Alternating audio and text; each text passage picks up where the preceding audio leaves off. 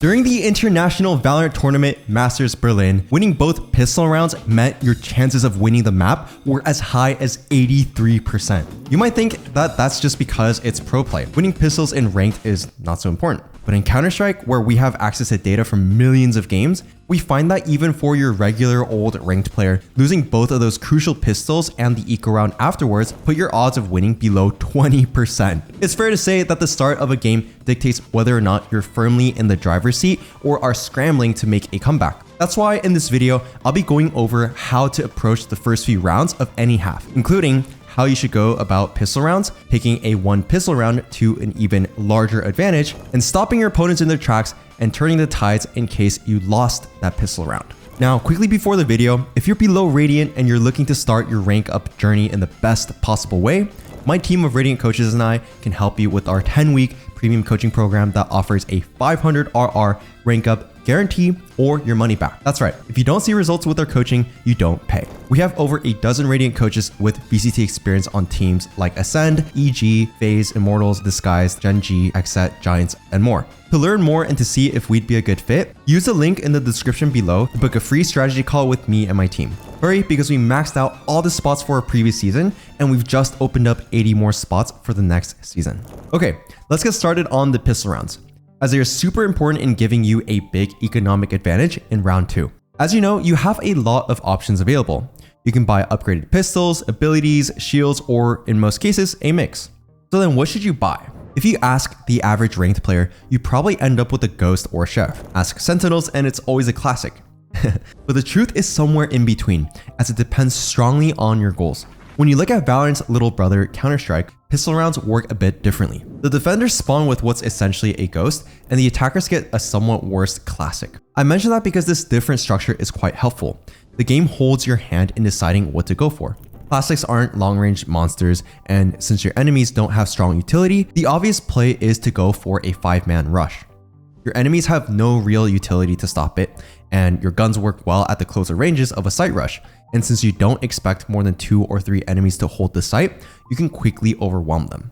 Compare that to Valorant, and it's not exactly the same, but the majority of those things still hold. On gun rounds, you need to be worried about an elaborate Cypher setup or Killjoy Fortress combined with more abilities raining down on you from their rotating teammates, which makes rushes difficult.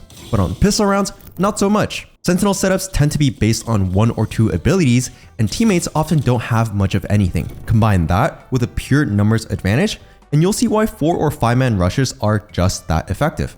Of course, in Valorant, you have the option to get identical weaponry and therefore look for duels in order to eventually end up on a site that way. But since your advantage of rushing into a site with a few abilities and a large number of players is already so oppressive, why would you bother with anything else? And on the other side of the spectrum are the defenders, and their goals are naturally slightly different. If attackers really want to waste their advantage by looking for duels across the map, you can choose to allow them to do that, or even try to fight a single guy together with a teammate. But if you expect a rush, it wouldn't be a terrible idea to play somewhat stacked on one site while passive on the other. This allows you to effectively counter the rush if its destination is the stacked site, and in the worst case scenario, you can flip the script and execute a 5-man retake.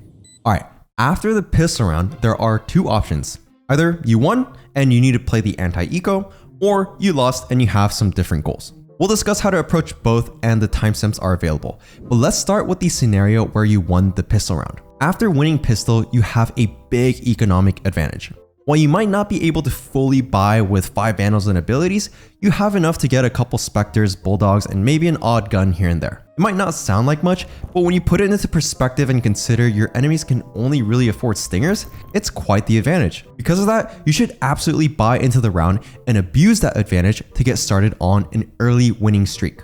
Also, because we see from the Counter-Strike stats that if you lose this round, your likelihood of winning the game drops by over 10%. So it's not something you can afford to lose and take lightly. In the round itself, regardless of what side you're on, it's important to play disciplined and make sure your enemies cannot steal your better guns and claim them as their own. As an attacker, avoid rushing into sites or taking needless 1v1s. As a defender, make sure you're always playing quite passively or with some teammates nearby so that it's impossible for your gun to be used against your team if you do end up losing a fight. To be perfectly honest, the anti-eco is quite straightforward to win. You have a big advantage, and the round is more about making sure as many of your teammates survive and not doing something stupid to throw away the advantage you already have. Because of that advantage, especially as an attacker, you can start looking ahead and set some groundwork for later rounds. If you're playing Sunset, for example, you might know it's awful to rush a strong Cypher setup on B. In the gun rounds, it can feel oppressive, or you might be forced to split in order to have a chance of getting onto the site. If your enemies notice that fear, it gives them a big edge. They can play 3 on A,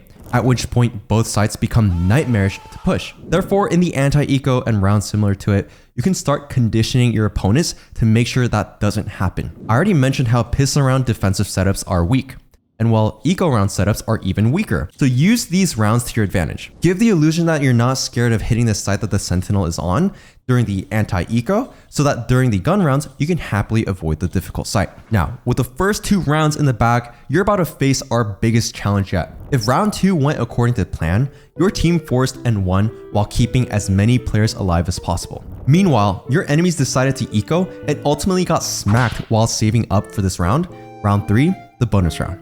At the start of round 3, you might be tempted to toss away your dusty old Spectre and get an upgraded gun. But no. It's called a bonus round for a reason. You don't have to win. It would just be a nice bonus. In round 2, you wanted to keep as many players alive in order to have enough weapons to go around in round 3 without making a real investment. And the reason for that is quite simple.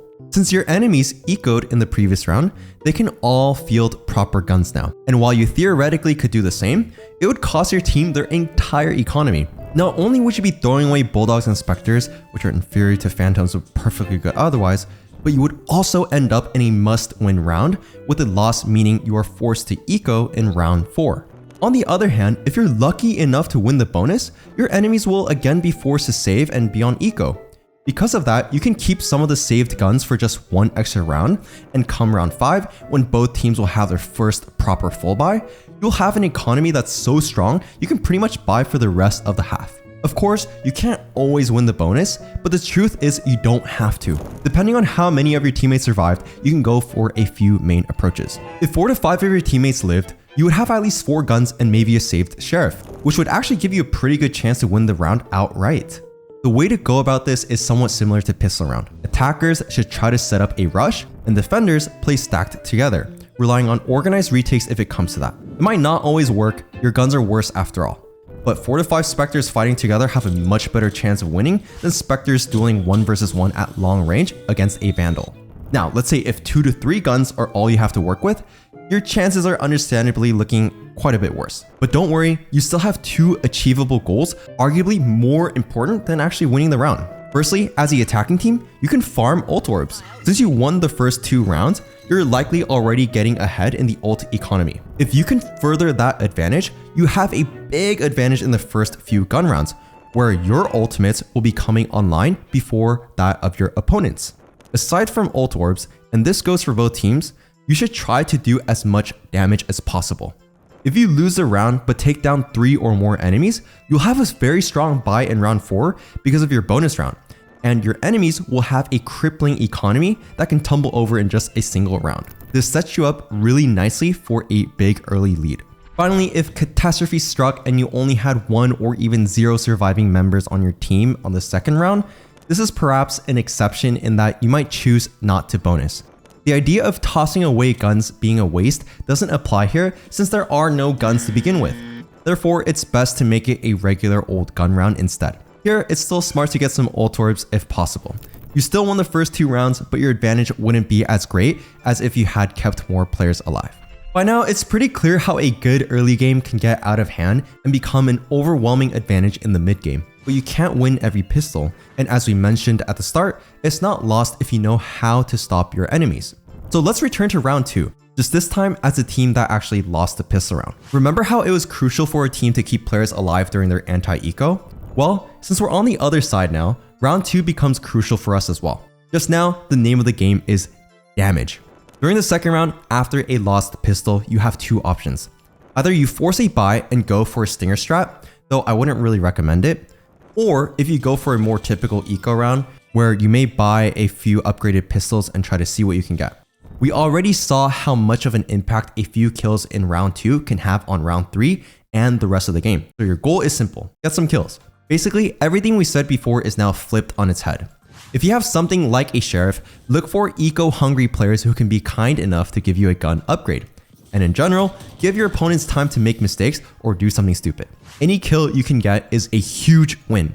And if you can get at least 3, you can make sure your enemy's bonus round will be so bad that they might be tempted to spend too much on it.